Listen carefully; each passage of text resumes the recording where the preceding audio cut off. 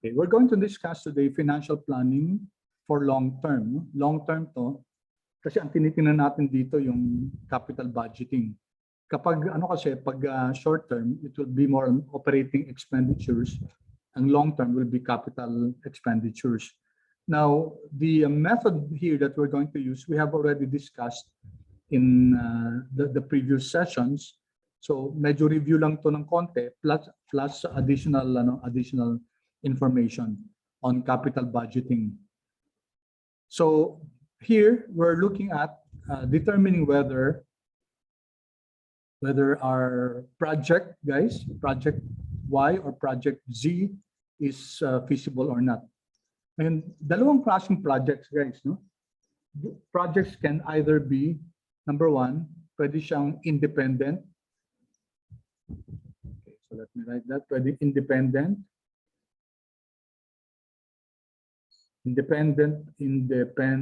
projects, or number two, mutually exclusive. Mutually exclusive. Ang difference nila, ang independent projects, guys, the choice of one does not affect the other. So you can choose two or more projects, depende yung kung kaya ng budget ng company. For example, yun ang independent kasi walang kinalaman yung isang project dun sa isang project, no? Okay, ang mutually exclusive naman, the choice of one, guys, excludes the other. So isa lang yung pipiliin. Okay, so let's look at that. Let's look at this scenario. So itong scenario na to is actually mutually exclusive, no? Pero i-discuss din natin paano kung independent sila. Okay, so first, guys, since yung WACC natin will be constant throughout, so let's give a name to this. So I'm here at B20, and I'll give this a name WACC. Lagyan natin ng pangalan para mas madali natin ma-access. So I wrote WACC and then enter. Okay, so we have here two projects. Project Y has an initial investment of 1.2 million. Si Project Z naman 1.8. Tapos ito yung mga cash flows nila. So last time we learned that in order to determine whether a project is feasible, we have to compute for the net present value, which is given as yung summation ng cash flow over 1 plus K raised to the T. This is just the present value, di ba?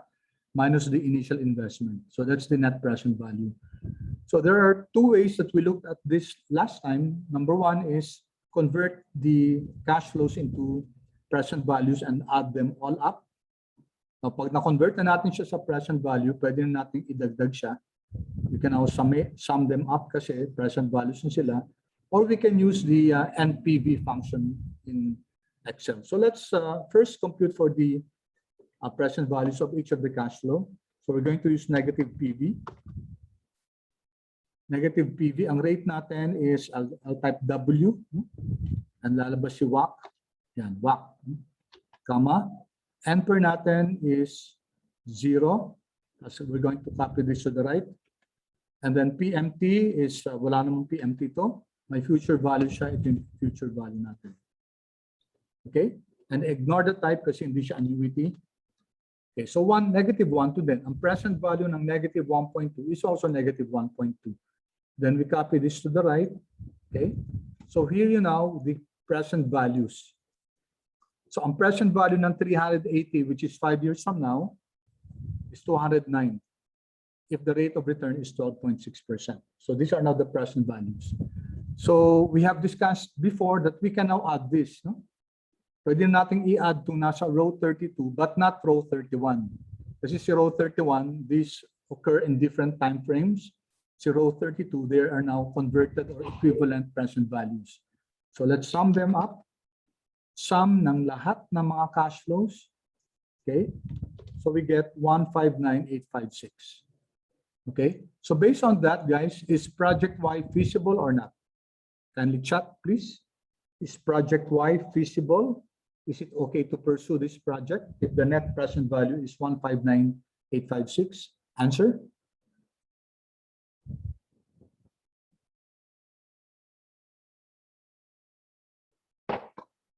Answer is? Okay, thank you. Thank you so much. You're correct. No? Yes. Kasi sabi natin, ang decision rule dapat yung NPV dapat positive. Okay? Since the net present value for project Y is positive, then based on the NPV, okay siya. Or we could have avoided using this, yung kukunin pa natin isa-isa yung present value, just by using the NPV function. Kasi may NPV function naman si Excel. Kaso nga lang guys, be aware that this is not the, let's say the official, no? This is not the correct definition ng NPV. So wag muna, tapos yung mga values natin, dapat yung original lang gagamitin natin guys, no? Hindi natin isasama si year 0, tapos idadagdag na lang natin si year 0 dito. Okay? So let me give you a few seconds to look at the formula. And then if we press enter, then we get the same answer, 159856. Okay, pakichat nga guys if you got the same NPV using the NPV function.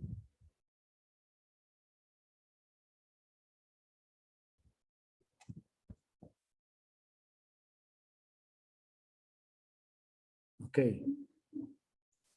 Okay, very good. Thank you. No? Thank you so much, guys. Okay, I'm getting the same also. Oops. Okay, the same, no? 159856. Okay. Oops. All right. Then let's go to project Y. The same thing, guys. Same thing. We can process this negative PV. Rate is also your WACC, comma, enter natin itong 0 dito, comma, walang PMT, may future value tayo na 1.8 million. Okay, ignore the type. There. So ito yung mga present values nila, then we can now add them all in all, sum ng lahat ng present values. So 244638. Okay, then we can use the NPV function. It's equal to NPV. Rate is your WACC, comma, values natin. Start again from the future cash flow, and then plus the current cash flow. There. So pareho lang, 244638. Okay. All right, thank you so much.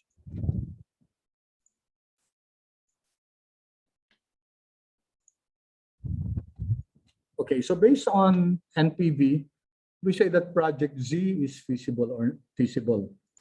Okay. Now, first question, guys, what if these projects were independent projects? Sino pipiliin natin? Pakichat nga, guys. If these were independent projects, whom do we choose, Y or Z?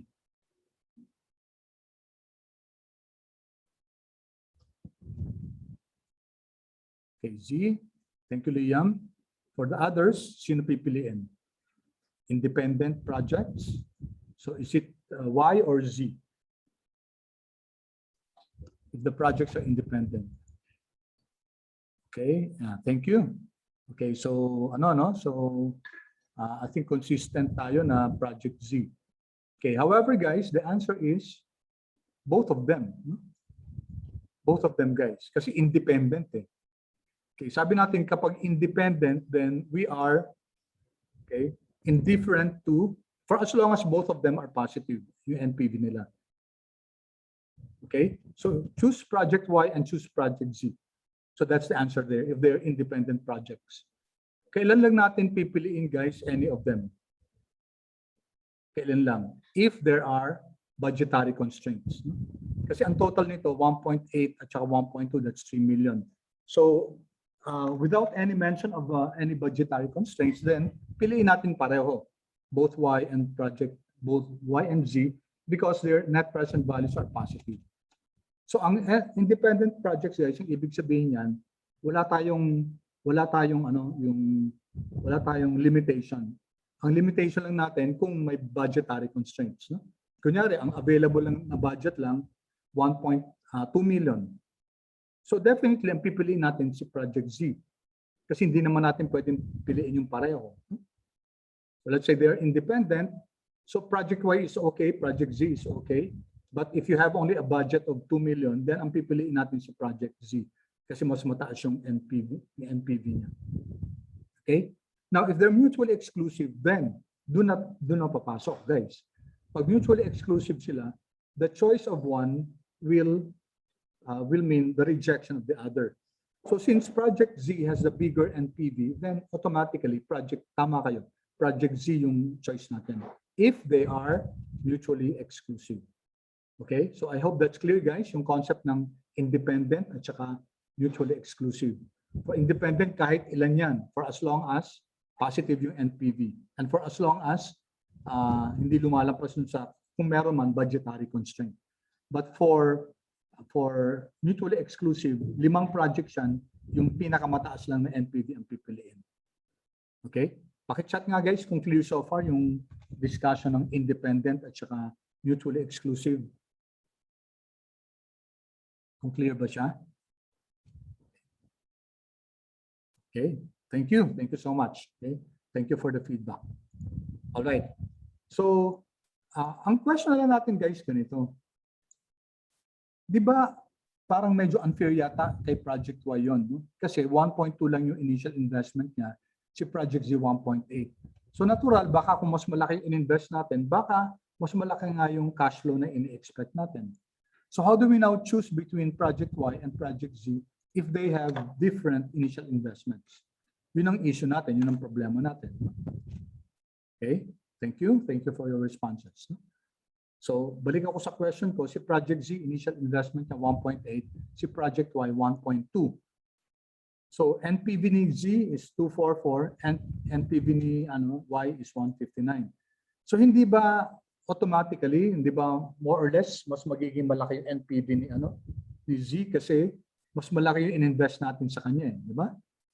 Okay, so that's a very valid question. So, in cases like this, where you have differences in the initial investment, we can make use of what we call the Profitability Index. Okay? So ito, mako-compare na natin apples with apples, no? Apples with apples, oranges with oranges. Why? Kasi guys, ang gagawin natin, we will parang normalize the comparison. So let's do this. Kunin muna natin yung present value ni Y at saka present value ni Z. Yung total, no? Yung total project, let's use the NPV function na lang. NPV, rate is WACC. Although pwede naman natin in-add na lang yung mga present values niya. So for Y, gagamitin natin yung future cash flows.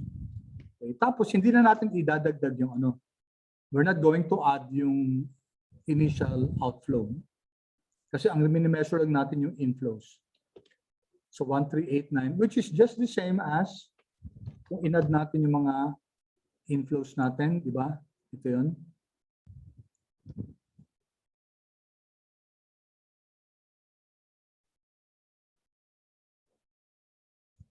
Yan. They're the same, di ba? Just adding the present value of your future cash flows, yung mga inflows natin, or using the NPV na hindi natin isasama yung initial investment. Okay, then our initial investment is equal to, isama na natin, gawin na lang natin guys positive, no? Yung 1, 2, that's the present value of your cash outflows. For Project Z naman, okay, so this is equal to NPV, rate is your WACC, and then future cash flows is those cash flows. Okay, so that's 204. And then the initial investment is 1. Lagyan natin ng negative. Okay. Then we can compute now for the profitability index, which is simply equal to the present value of the inflows divided by the present value of the outflows. There. This divided by this. So gawin natin consistent yung, sorry. Light blue yung sa Z, brown yung sa Y. Okay, so what do you notice now, guys? It's a profitability index. So ibig sabihin, magkano yung present value na makukuha per 1 peso of present value outflow? how much present value inflow do we get for each 1 peso of present value outflow. Okay, so we were now able to standardize it, normalize it. So pwede natin i-compare. No? Kasi technically guys, ito medyo hindi natin pwede i-compare to in a sense kasi mas malaki yung initial investment dito sa Z kaysa sa Y. So what we did here was to get the profitability index. Okay, and it turns out that project Z pa rin, no? Ang mas maganda kasi mas mataas yung present value niya of inflows per 1 unit 1 peso of present value of outflow. Okay? So the higher the profitability index, the better. And this is used, guys, when you have, kailan ginagamit to? Used when initial investment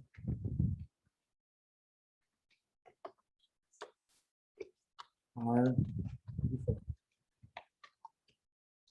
Okay, magkaiba yung initial investment natin, so gamitin natin yung yung profitability index. Okay? So mas mataas si Z, guys. Okay, and standardize natin siya. So pwede natin masabing na comparable na siya. Kasi we're now looking at each denominator as per peso of initial investment. Okay, clear so far, guys, yung profitability index? Paki-chat nga, guys, kung clear. Okay, how did you get profitability index? I-divide lang natin divide inflow, present value of inflows divided by the present value of outflows.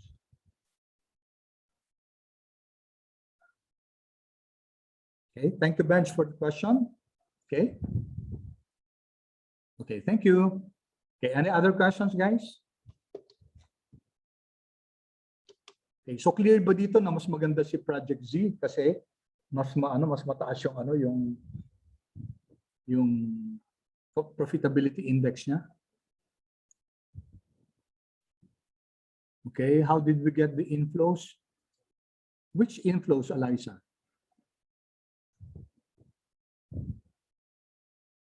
Which cell? Kasi may inflows in tayo sa taas. Anong inflow? Is this one? B50. B50, okay, ito.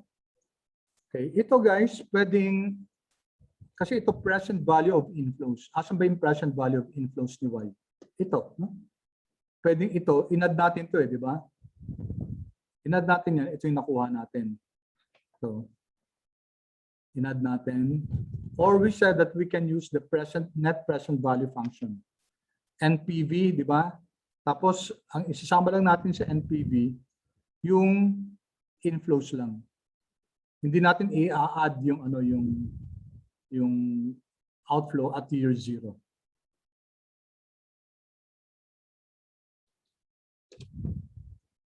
Okay, did that answer your question, Eliza? Okay.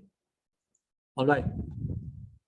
So clear na tayo sa profitability index, no? Okay, now we go to IRR. Ito yung diniscuss natin dati.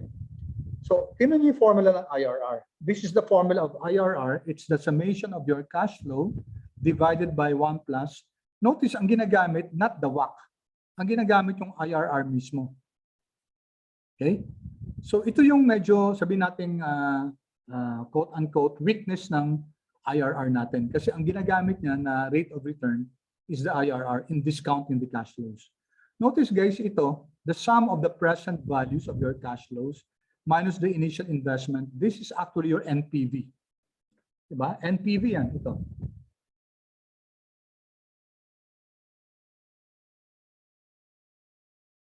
So this one, this whole thing is your NPV. Tapos sabi dito, NPV daw dapat is equal to 0. So ang tanong, ano yung IRR so that your net present value will be equal to 0? So that's what you're looking for in IRR. Dinidiscount natin yung cash flows natin, lahat ng cash flows natin, but you are using the IRR as the rate of return. So that the IRR, sabi natin, is that rate of return where the net present value is equal to 0. Kasi itong buong to net present value yan. Okay, so let's compute, guys. Same thing guys, yung ano natin, cash flow natin for Y, we can directly compute for the IRR, di ba? We have computed this in the past. Values natin, kasama yung initial cash outlay. Okay, so it's 1823. And let's just validate NPV. Sabi kasi sa atin na yung IRR is that rate of return where the net present value is positive. Okay, NPV, then we will have to use the IRR mismo.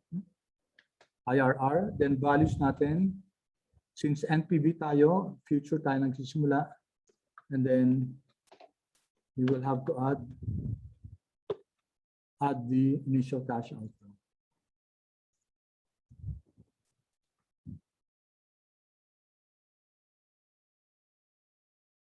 Okay, then we get the zero value. Format ko lang number, natin 2 decimal places. Okay.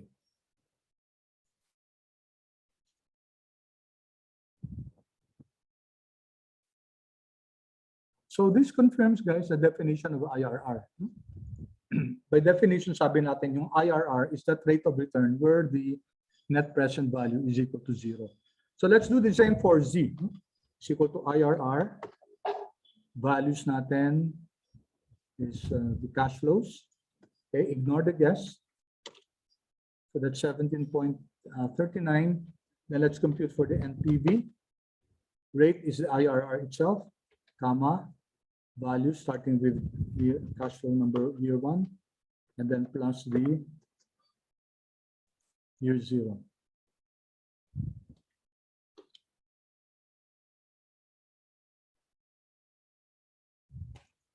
Okay, I'll give you a few seconds, guys. Kindly chat, guys, sa chat box natin if you got these answers, the IRR and the NPV.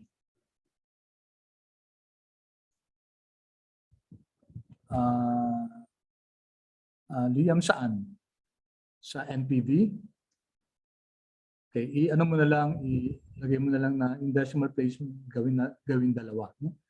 2 decimal places. That's why here,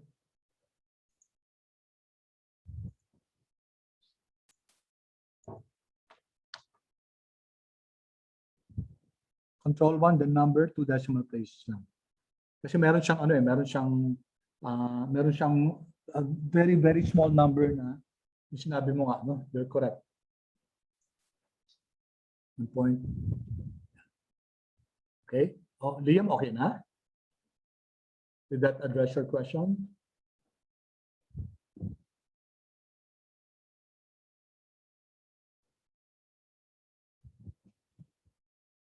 Liam, na-address na ba yung question mo?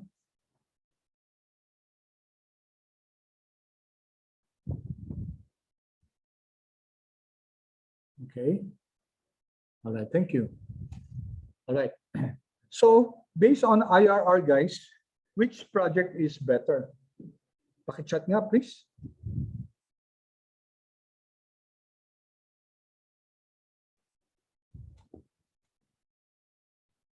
Based on IRR, which project is better? Yeah, that's true. No? That's correct. Why? So, meron tayong conflict nito. Kasi based on NPV at saka based on Profitability Index, mas okay si Z. Pero based on project, on IRR, project Z is better. So which do we choose? Sabi natin last time na pag nagko-conflict si IRR at saka si NPV, laging sinusunod si NPV. Okay, so it's still project Z, even if it turns out that project Y has a higher internal rate of return. Why is that so, guys? Kasi nga, yung pag-compute ng IRR, it's being assumed here that the cash flow is being discounted at the same rate of the IRR. Si NPV, guys, yung rate natin na ginagamit is WACC, which is the correct one to use, yung weighted average cost of capital, and not the IRR itself as the discount factor. So as I said before, guys, that makes, sorry, let me just drink water. As I said, guys, This makes the NPV the more superior, no? Superior method compared to IRR. Okay? Kasi ang ginagamit ng NPV, yung weighted average cost of capital, si IRR naman, in order to compute IRR, it makes NPV is equal to 0, but the rate that it's using is the IRR itself. Okay, kaya nga guys, meron tayong tinatawag na MIRR. Ito, letter D, Modified Internal Rate of Return. Ano naman itong Modified Internal Rate of Return, MIRR? Okay, so let's do this. Copy na lang natin guys yung IRR natin sa taas. Okay, IRR natin for Y is 18.23. And we can make use of MIRR. Okay, so before we key in the elements there, anong sabi nito? Returns the IRR. So IRR rin to, no? Okay. Considering both cost of investment and interest on the investment of cash. Okay, ang kaiba ng MIRR guys at saka IRR, si MIRR, ang ginagamit na reinvestment of cash is the weighted average cost of capital. Okay? Si IRR kasi ang ginagamit niya na na reinvestment in cash is the IRR itself. Si MIRR, ang ginagamit dyan, yung weighted average cost of capital. So let's see. MIRR values natin is, again, highlight everything, comma. Okay, what's the finance rate? Ang finance rate natin, sabi natin, WACC. Comma. What is the reinvestment rate? Ang reinvestment rate natin, oops, still, okay, still WACC. Yan ang reinvestment rate na ginagamit natin, yung weighted average cost of capital. Okay, so I'll flash the formula for a few seconds. Kindly follow along.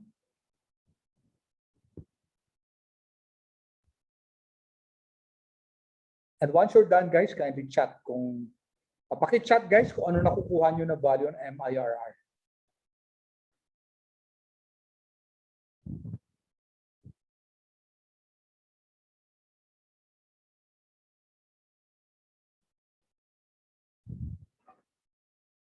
Okay, let's wait for some more. Okay. 15.45. Okay, good. But wala pong lumalabas sa akin sa WACC sa formula. Tim, okay, Tim, paki-share yung question mo sa to everybody, please. Okay, who would like to answer this? My question si Tim. But walang lumalabas sa akin na WACC sa formula. Would anyone want to answer that?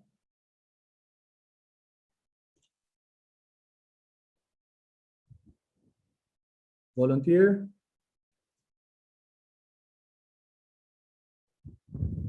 Ayan, tama. Elijah, you're correct, no? Hindi pa naka-rename yung cell. Thank you. Thank you, Gab. Thank you, Elijah. You're correct. Tim, I don't know if you were able to follow this. Ito ba, na-follow mo to? Itong, wait, nasan yun? Here, itong B20, binigyan natin ng pangalan to. Ayan. We gave it a name, WACC. So kung hindi mo nabigyan ng name yan, so walang cell na ang pangalan WACC, mag-error talaga yan. Okay, so give this a name, Tim, WACC, and kindly chat kung okay na.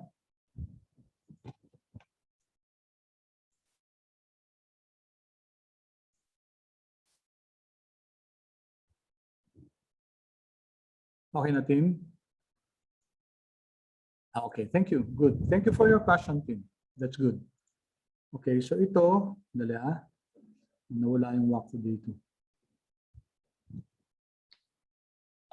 Okay, so I'm getting here 15.45% and the NPV at MIR naman. NPV, let's use rate is yung MIRR. No? Values from year 1, add back yung initial investment, Okay, so palitan ko ng format to. As a number.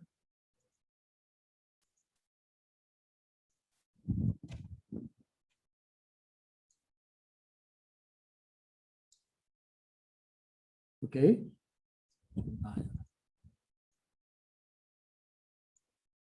So did you get 74,705.34? No, Tim, it's okay. No, Tim, please don't be sorry kasi I'm happy with the questions like that, no? And I know everybody also learns. It's not a bother at all. Okay, did you get 74,705? Class, pakichat nga kung yes.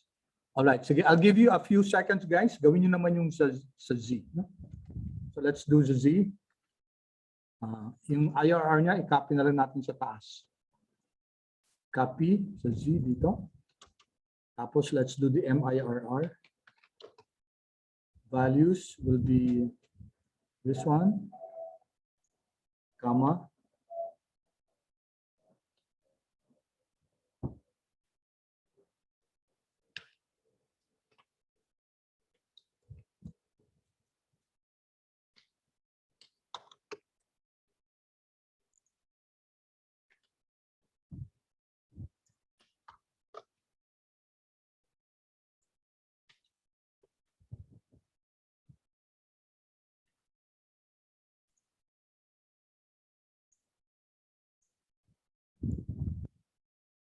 Okay, I'll give you a few seconds, guys, and then pakichat kung exactly nakuha nyo yung mga answers sa to. Formula for NPVY, okay, sige. Sophia, sandali NPVY.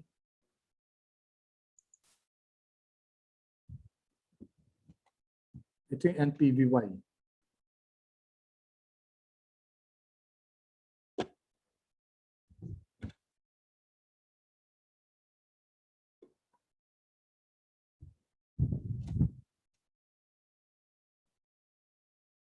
And then the MIRR at Y.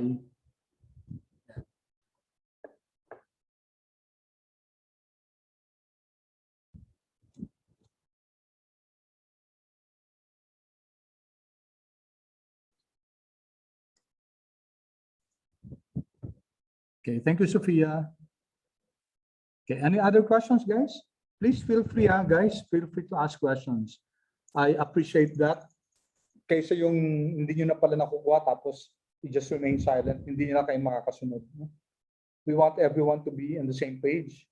So please don't hesitate to ask questions. Okay, so pakichat nga guys kung nakuha nyo yung sa Z, yung IRR, MIRR at saka NPV ni Z.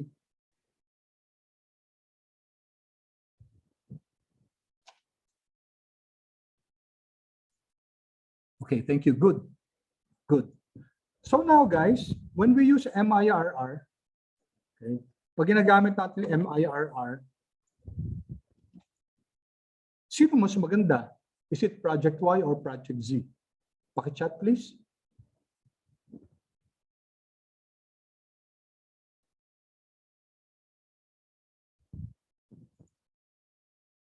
Okay, that's correct. No?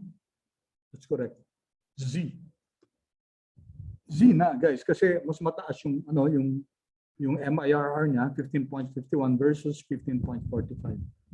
Okay? So what's our conclusion here? The MIRR will always the results in MIRR will always be the same as the NPV. Kasi pareho silang theoretical construct, no? Okay, so it will always agree with NPV. That's why kung may problem dun sa not problem kunyari ibang result yung lumalabas dun sa IRR. Okay, we said that we stick to NPV, no? And or we use the MIRR. Kasi si MIRR will always be the same as your NPV, the same result. Okay. Pakichat guys kung clear so far yung concept ng MIRR, modified internal rate of return.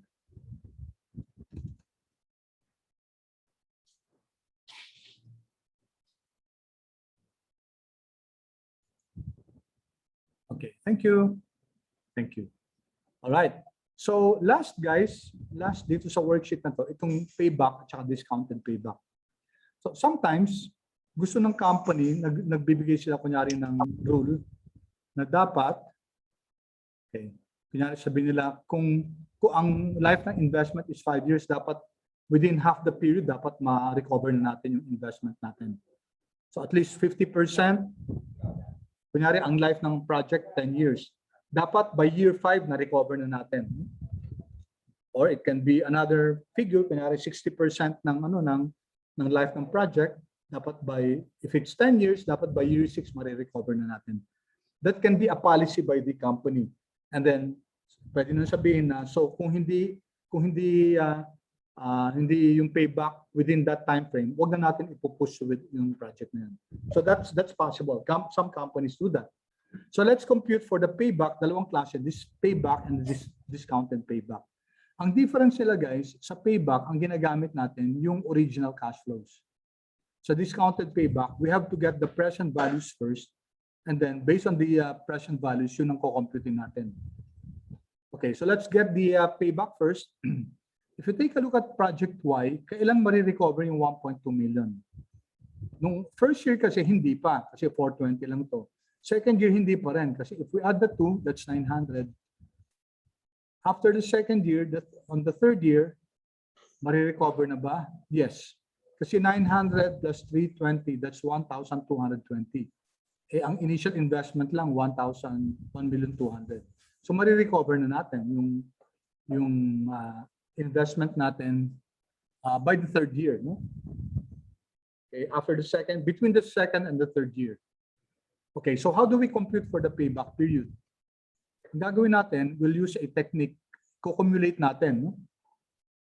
So I'll just quickly show you the formula. Sum, ang gagawin natin, 1, 2 plus 420, 1, 2 plus 420 plus 480. So one formula, tapos ikakopy to the right natin yung formula para mag-co-cumulate siya. No? So sum of this, okay, and then I'm going to show you a secret, guys. So dapat sum with 1, 2 with 1, 2 muna, no? For this cell. Tapos pag dinag natin to, dapat 1, 2 with 420. Pag dinag natin papunta ditong column D, 1, 2 plus 420 plus 480. Dapat ganun. Okay, so if I press colon, C-O-L-O-N, okay, mag-duplicate si B85. No? And then I go to the first B85, then I'm going to fix the, ano if fix ko? Fix natin si column. Okay, bakit si column lang? Kasi guys, ikakopy na natin yung formula along the row. So the row position does not change, so no need to fix the row position. Okay? So B85 to B85, that will give us 1.2 million pa rin. No? Kasi we're just, wala pa naman tayong ina-add sa 1.2 million. Pero pagdating natin dito guys, pag right click, pag copy to the right ko, ayan, in-add na niya. 1.2 plus 420, so that's 780. So wala pa, hindi pa natin nare-recover, no? Plus another 480, so I'm copying the formula to the right. Okay, so sige, ituloy-tuloy ko na itong pag-copy to the right. Okay, so these are now our cumulative cash flows. And the payback period occurs between the second year. Okay. Copy ko nga sandali yung years para may reference tayo. Control C.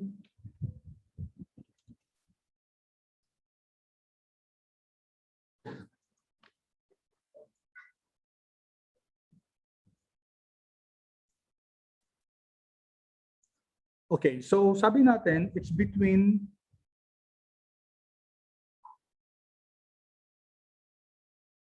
the second year and the third year. No? So what we're going to do is we're going to assume that these cash flows are obtained uniformly throughout the year. So ang gagawin natin, lalagay natin na ang payback period will be between year 2 and year 3. So that's year 2 plus, okay, question, ilang pang cash flow ang kailangan natin makuha? Ilan pa yung dapat natin ma-recover at the end of year 2? Paki-chat nga guys, please. How much cash flow do we still need to recover?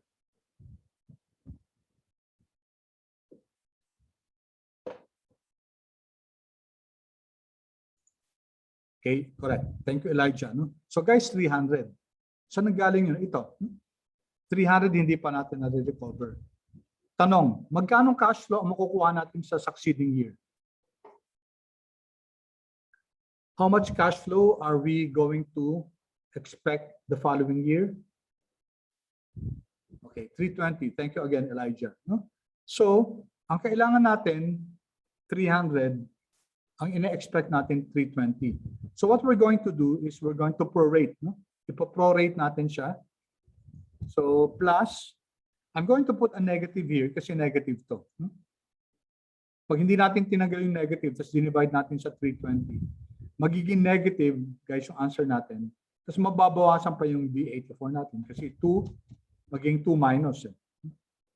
So I'm just going to get the proportion of the 300 divided by 320. Yeah. Okay? So please compute for that and tell me, pakichat kung ilang years yung payback natin. It has to be between year 2 and year 3.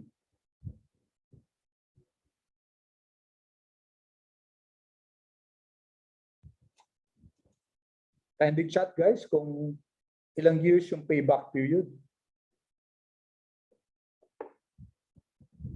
How many years? Okay. 2.94. That's correct. Thank you. That's correct. Salamat. 2.94 nga. No? Yan. So 2.94. So here we're saying that it will take the company around 2.94 years in order to recover their initial investment. Okay. So depende sa policy ng company. Kunyari, sinasabi nila dapat within 2 years ma-recover na.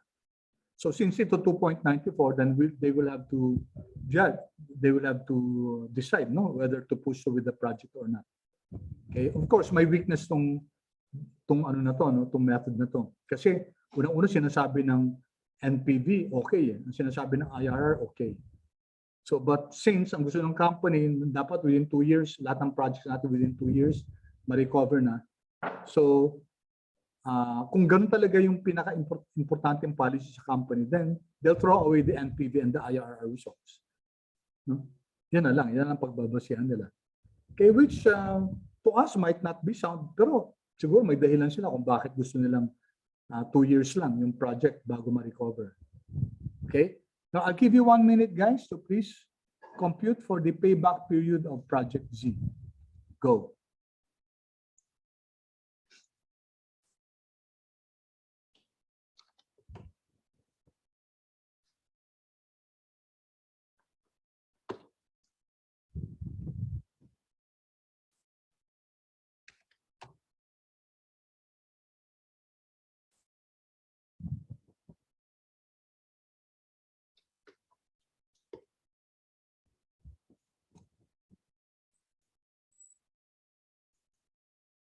$3.58, okay. Okay.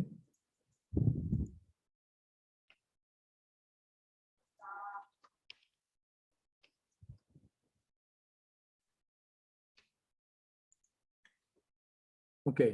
So some of you got it already. You're correct, no? It's 3.58. There. Correct, 3.58. So ang ginawa natin dito, sinamak muna natin mga cash flows natin. And it appears, guys, that by year 3, 410 na lang yung kulang natin ma-recover. And the year next, the following year, 710. So we're going to get the proportion, the ratio between 410 and 710. It turns out to be 0.58. So this is year 3 plus the ratio. Again, naglagay tayo ng negative dito para maging positive yung answer natin.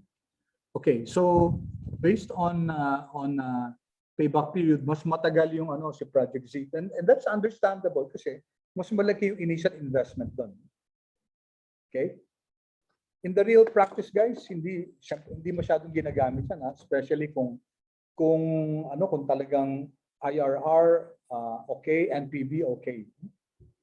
Okay. Pero I'm not aware kung may mga companies talaga na ganun ka-strict kung ano nila, yung policy nila na kapag yung payback period, let's say, is just this, then we will reject the project despite the fact that the NPV is good and the IRR is good.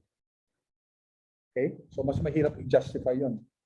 Okay, so now, ang ginamit natin dito, guys, sa payback, ang weakness nito, ang ina-adapt natin yung original cash flows. So year 1, year 2, year 3, year 4, these are cash flows that belong to different time frames. So pag in-add natin yon, then magva-violate tayo ng time value of money. So the discounted payback, guys, as you guessed right, it first gets the present value of your cash flows. Tapos doon tayo magtitingin, no? So let's do this. Negative PV. Our rate is the WACC. Tama. Wala tayong PMT. Okay, meron tayong future value. Then ignore the type. Okay, saan ako nagkamali? Rate. Enter, hindi ko nalagay enter, 0.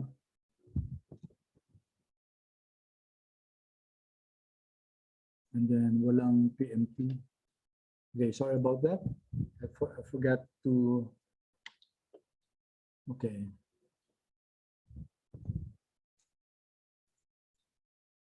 Okay, so mga present values na tayo, no? So ang gagawin natin, guys, ito yung gagamitin natin sa discounted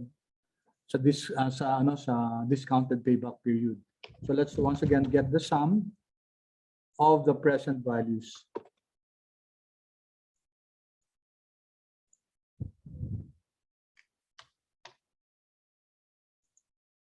Okay.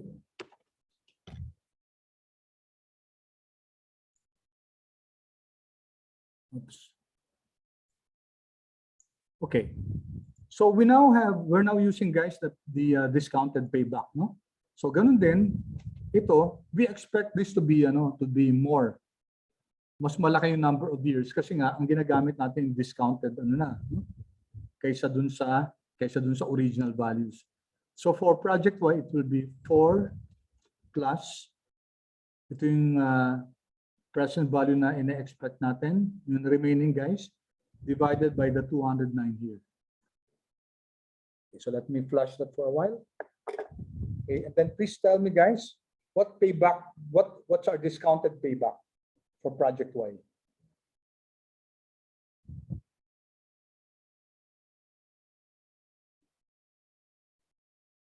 Okay, may nag-answer na ba? Okay, 3.8. Oh, may magkaiba, no? Hindi, kanina pala yan, sorry.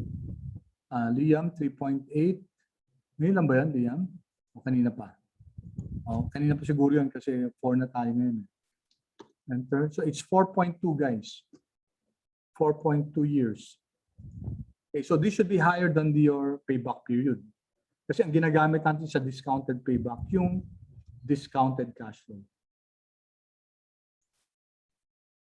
Okay, then lastly, guys, si Y is equal to negative PV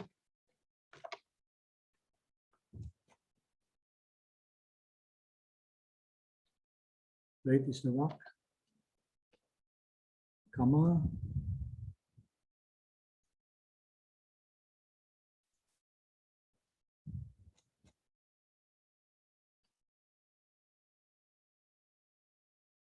rate, enter, walang PMT, future value natin ito. Ignore the type.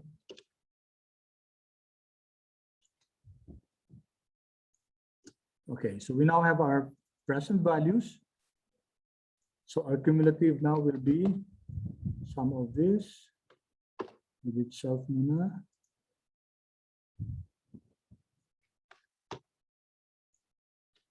Fix the column. Ay.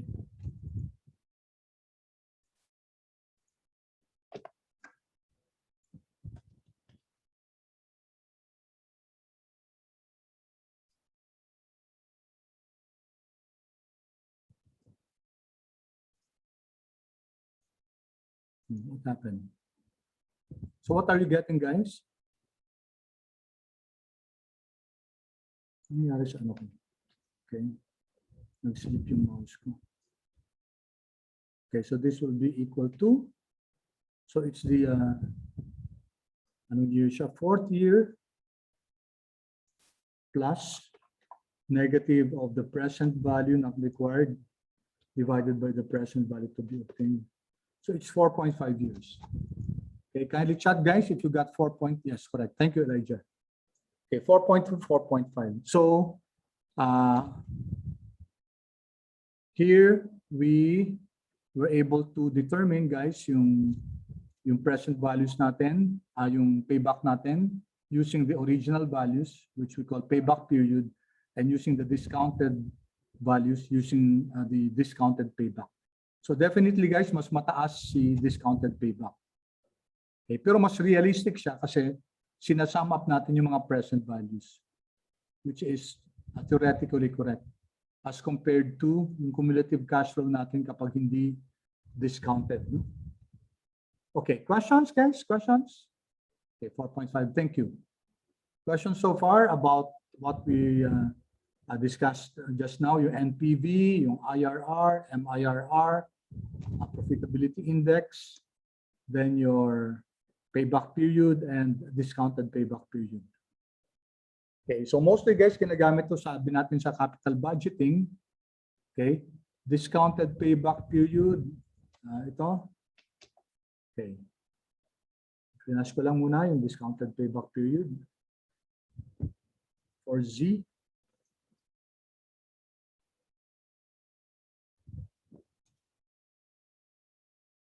So titingnan natin, guys, yung transition, no? Kailan last na magiging negative yung cumulative natin?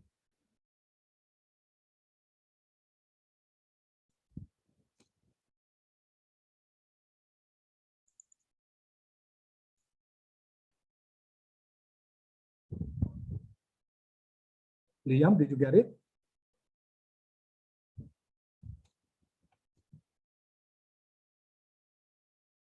Okay. Any other questions, guys? Thank you, Liam. Any other questions?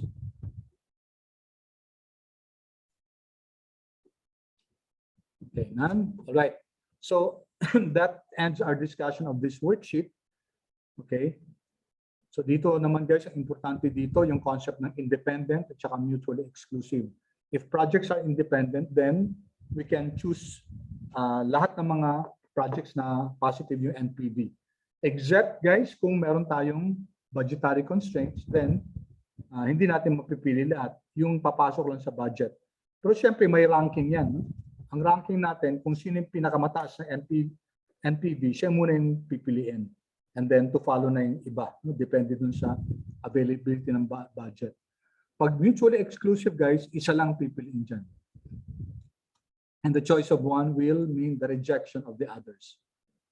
Okay, that's what we mean by mutually exclusive. Ibig sabihin, ine-exclude natin yung iba. Okay, then we review the concept of the net present value. Sabi natin kapag positive yung NPV, okay yung project. Okay, and then paano pag kino-compare natin, guys, magkakaiba yung initial investment nila. Then we can use the profitability index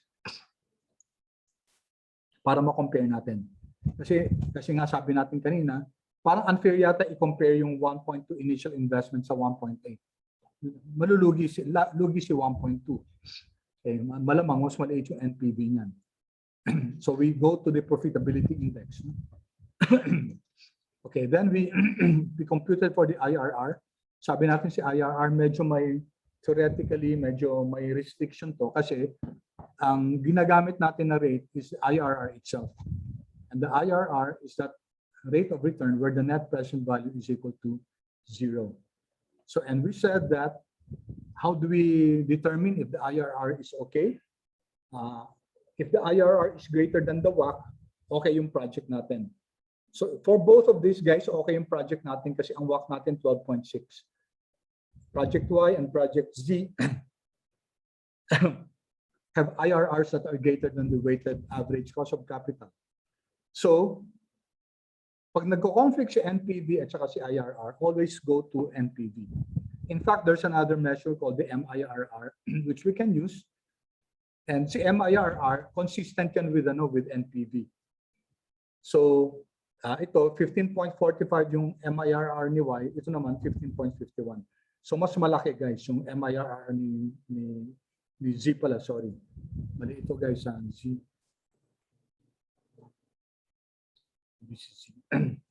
The MIR of Z is higher than MIRR ni Y. So, ang choice natin talaga dito is Z, assuming they're mutually exclusive.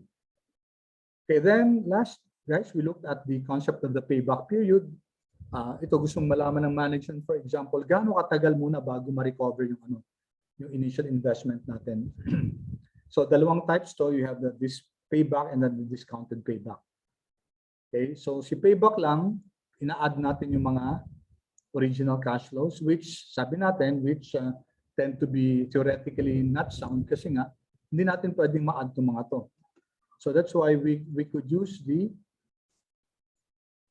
present values. Yun ang i-add natin. Tapos yun ang i-accumulate natin, then we can now find the discounted payback period. Okay? All right. Questions, guys? Paki-chat naman please kung clear so far. Okay, may question pala dito si Benj. Why do we use IRR that sometimes doesn't agree with NPV? Oh, yes. Oh, kasi actually, Benj, bago na lang yung MIRR, no? Bago na lang yung MIRR. And it's just used, ginagamit lang yung MIRR, parang as proof lang na mas okay talaga NPV. But usually talagang mas ginagamit yung IRR. Nagkakaroon lang naman ng issue kung may conflict si NPV at saka si IRR. But usually naman, hindi naman nagkaka-conflict. Pag nagkaka-conflict lang, no, then we go to the MIRR. But that's a very good question, Benj. Okay, Benj, paki-share mo naman yung question mo para maano ng context ng classmates mo yung question. Okay, yan. Thank you, Ben. Benj, ang sabi ni Benj kasi, bakit hindi nilang dumiretso sa MIRR para mag-agree kagad sa NPV? Okay, sabi ko nga guys, yung concept ng MIRR, it's a more recent concept. No? Okay, pero ang ginagamit naman talaga yung IRR pa rin guys, no? It's still used sa mga projects. Ang hinahanap talaga IRR, hindi naman yung MIRR. So ginagamit na lang natin MIRR guys kung nagkakaroon tayo ng conflict as proof na mas maganda yung NPV decision yun. Okay, but that's a very beautiful question. Thank you, Benj. Okay, any other questions, guys? Okay. All right. So no more questions. Let's go to unequal lives dito. Okay, medyo limited time, ano? Hanggang 12:30. Let's see. Sa kabilang section, umabot kami ng multiple IRRs. Okay. So ito guys, paano to? You have 4 different projects, A, B, C, D. Magkakaiba yung initial investment nila. Magkakaiba din yung life nila. Di parang unfair yun kay D, parang magiging mas favorable kay D yun if we get the NPV. So let's use the NPV guys. Is equal to NPV. Uniform natin yung 12. Pare-pareho naman 12. Isang company lang to. Values natin. Okay. Highlight natin yung lahat ng cash flow para guys kasama din sa D. Pwede natin i-copy to the right. And then i-add natin initial cash flow. Okay. Wala tayong i-fix dito guys kasi lahat naman siya may values dito. No? Okay, control enter. So that's your NPV for A, and then comma to the right. Okay.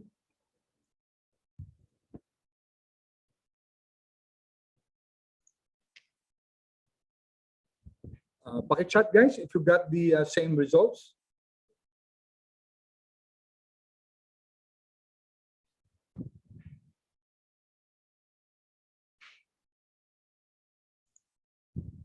Okay, thank you.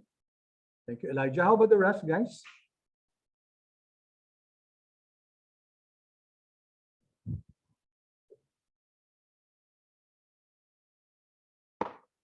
The rest?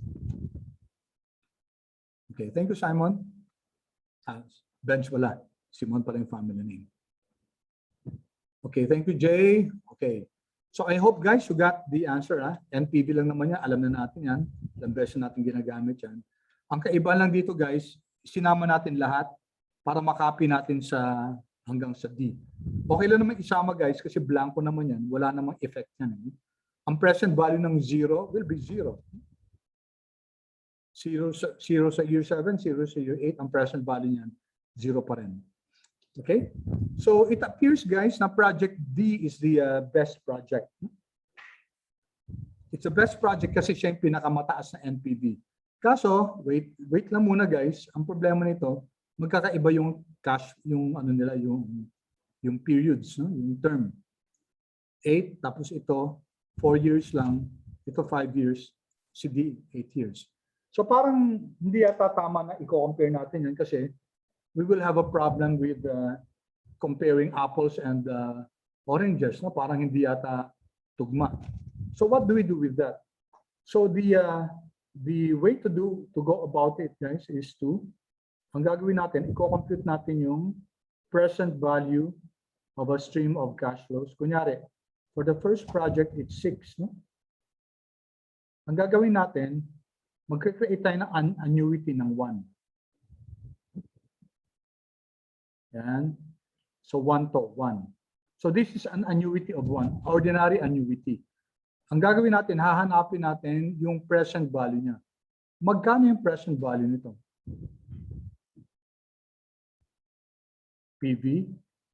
Yan. Okay, so this is what we're going to do. Hanapin natin guys yung present value ng annuity ng for project A, it's 6 years. For project B, it's 4 years. For project C, it's 5 years. And then for project D, it's 8 years. Hahanapin natin annuity niyan. Yung present value ng annuity. So it's an annuity of 1. Annuity of 1. And then, ito yun, no? Present value of an annuity of 1. Ito.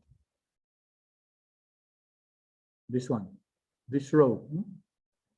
Tapos, i-divide natin to get the annualized Npv. Okay, so let's do that. Magkakaroon lang tayong technique dito. Is equal to the present value. Okay, negative natin. Negative PV. What's our rate? 12%. Comma. Enter natin. So for A, it's 5 years. 6 years. No? For B, it's 4. For C, it's 5.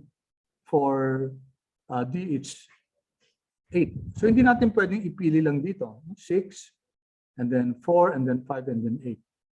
So we're going to gamitin natin yung count A function. Count A. Ano yung count A, guys? Counts the number of cells in a range that are not empty. Okay? So makakatulong tong count A na to, and then i-highlight natin hanggang dito. Para i-copy natin, kay D pwede rin siya. So ang bibilangin dito ni Excel, yung mga non-empty. So 1, 2, 3, 4, 5, 6. Tama, 6 years to it. Ito naman si B, pag kinapin natin, 1, 2, 3, 4. Then 5, and then 8. So our formula is okay. Count A. So that's our, okay, comma. Ano yung PMT natin? Ang PMT natin 1, di ba? This is an annuity of 1. No future value, type will be annuity ordinary 0. Okay, so that will be our formula, guys, to get the present value of an annuity of 1 of 6 years. Yan, enter. Okay, so ito, yung 1, guys, na annuity for 6 years, it's equivalent to 4.11. And we can copy this to the right. Okay, pwede natin makopy to the right siya. Okay, and then we now can get the annualized Npv by dividing the net present value by the present value of an annuity of 1. So that's our annualized Npv. Okay. Sige, I'll pause for a while, guys. And pakisabi, pakichat kung okay na din yung results niya.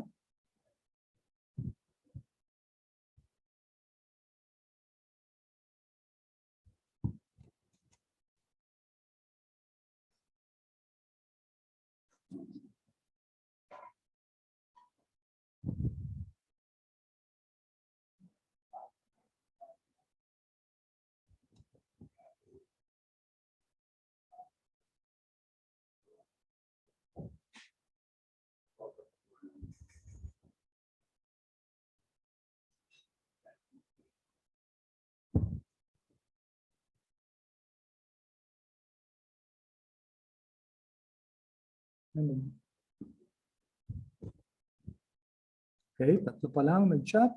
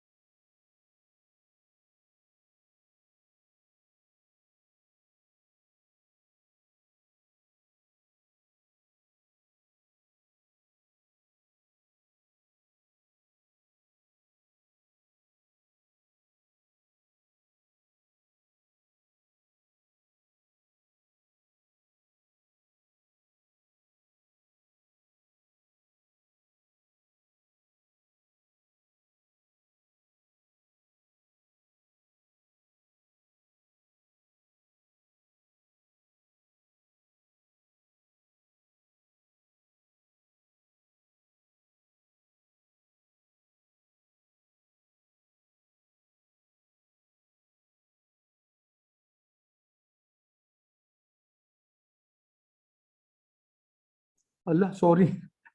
Kanina pa ako salita. Okay, let me repeat what I said, guys. Sorry.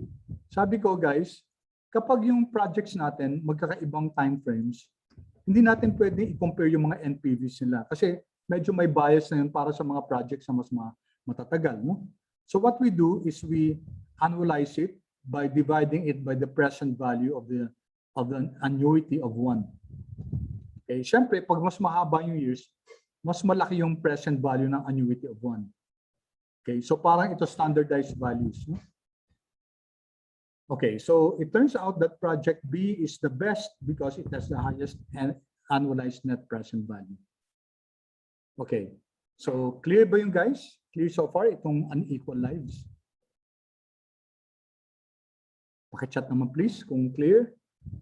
Unless you have questions. If you have questions, either unmute yourself or paki-type.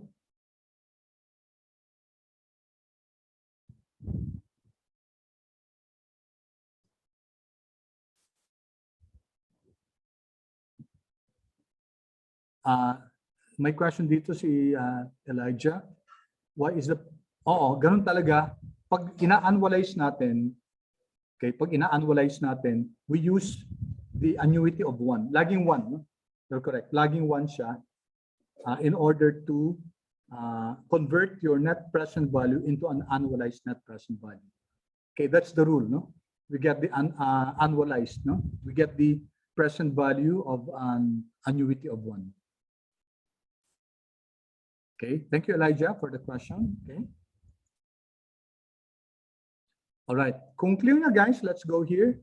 Okay, meron pa tayong a few more 6 or 7 minutes. At least matapos natin to multiple IRRs. Okay.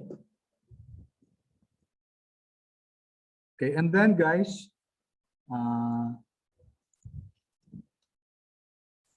ang request na lang guys, since hindi natin aabutin tong crossover, I'm going to send a video about this. Isa na lang naman, no? So this will siguro mga 15-20 minutes lang to.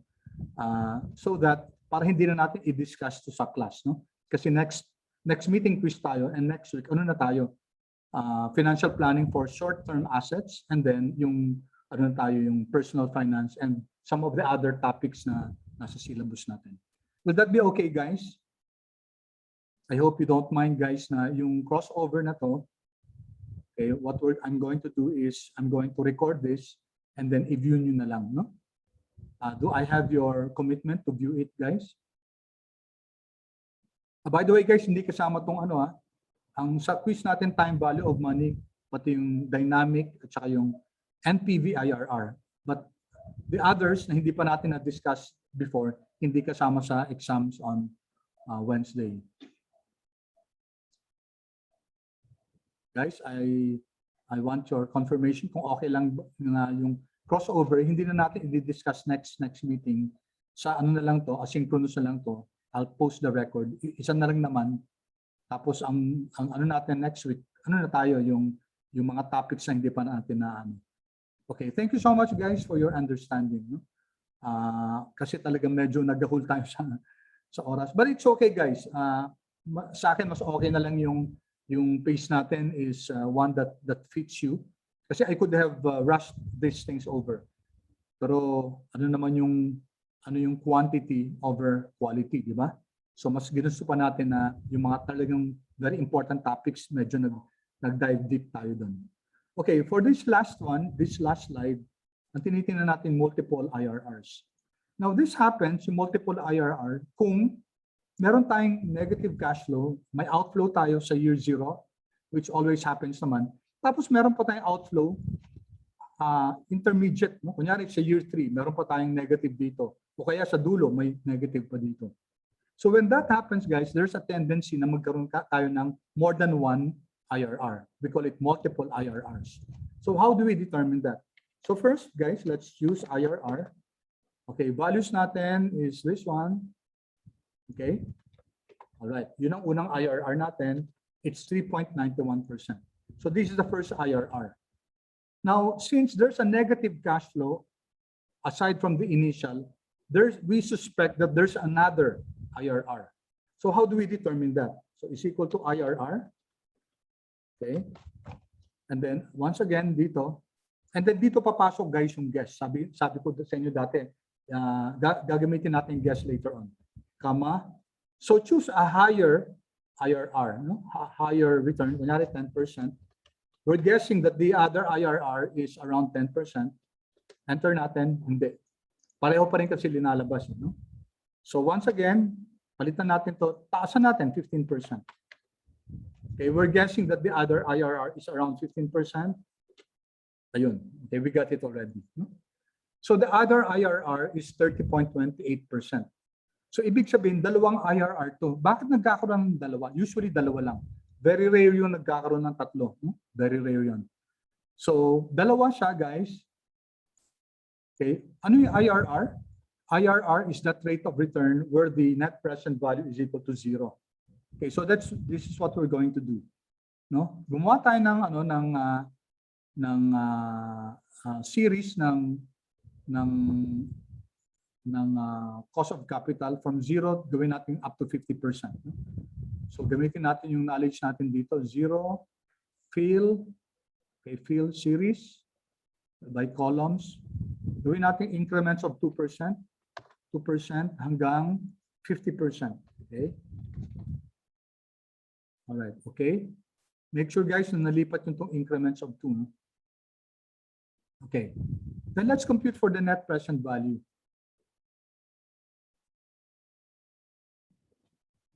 Okay, so it's equal to NPV.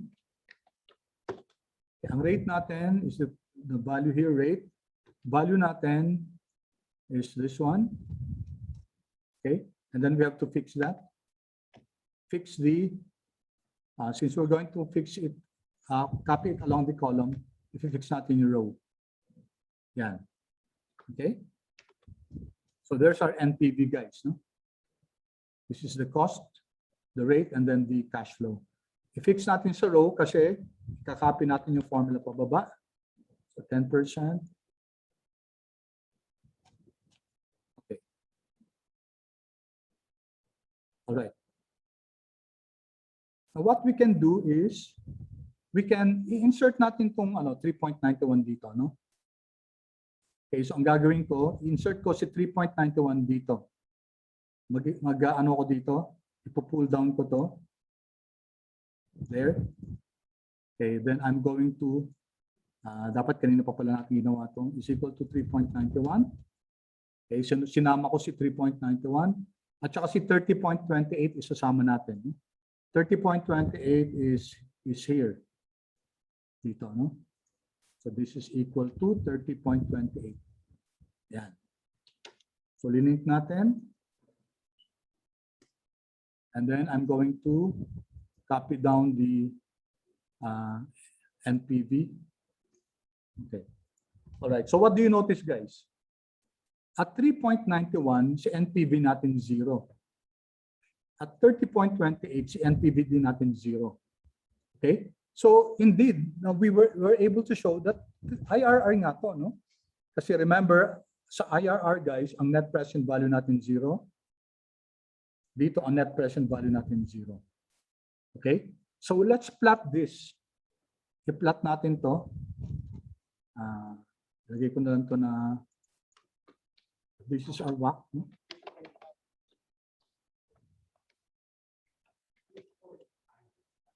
Plot natin to.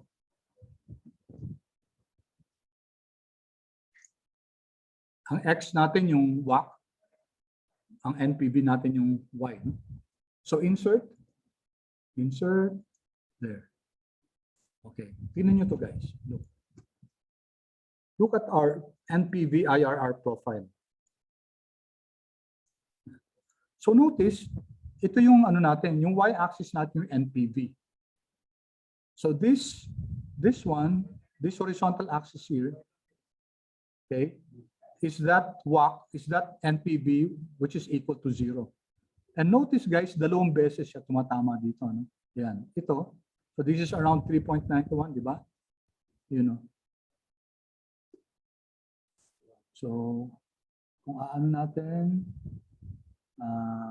axis titles. Pwede natin pakita no, na ito, 3.91 guys, no? Tapos ito naman, this is our 30.28.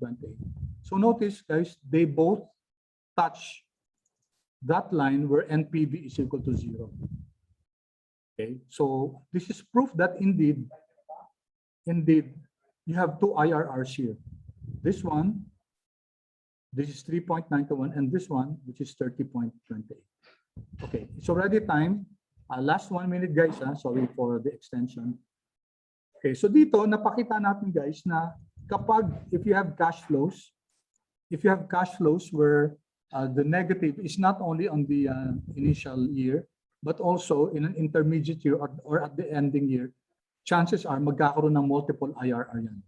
So this proves guys na itong cash flow na to na may negative sa simula at saka negative sa dulo, dalawa yung IRR niya, 3.91 at saka 30.28. Okay? And we were able to show by means of graph na na dalawa nga kasi itong line na to, okay? Ito NPV kasi guys, di ba? So itong line na to, yung zero yung natin, zero yung NPV. So we can also conclude here that yung mga for weighted average cost of capital na between 3.91 hanggang 30.28, okay yan. Okay ito. Okay? So if the IRR, okay siya kasi ang NPV natin are all positive. Lahat ng mga to, guys, yung mga net present value that are red, no? Lahat ng mga red na NPV, ibig sabihin, reject yan, pangit yan. Okay. Again, ibig sabihin nito guys, if the WACC is between 3.91 hanggang 30.28 yung WACC, okay yung project natin. Okay. Pero if the WACC is lower than 3.91 or if it's higher than 30.28, then we will reject the project kasi that will give us net present values that are less than 0, that are negative. Okay, so with that, guys, we end our discussion on financial planning long term. Ito, i-record ko na lang to and then ipopost ko. Okay. So, sorry, stop recording ko na muna, no?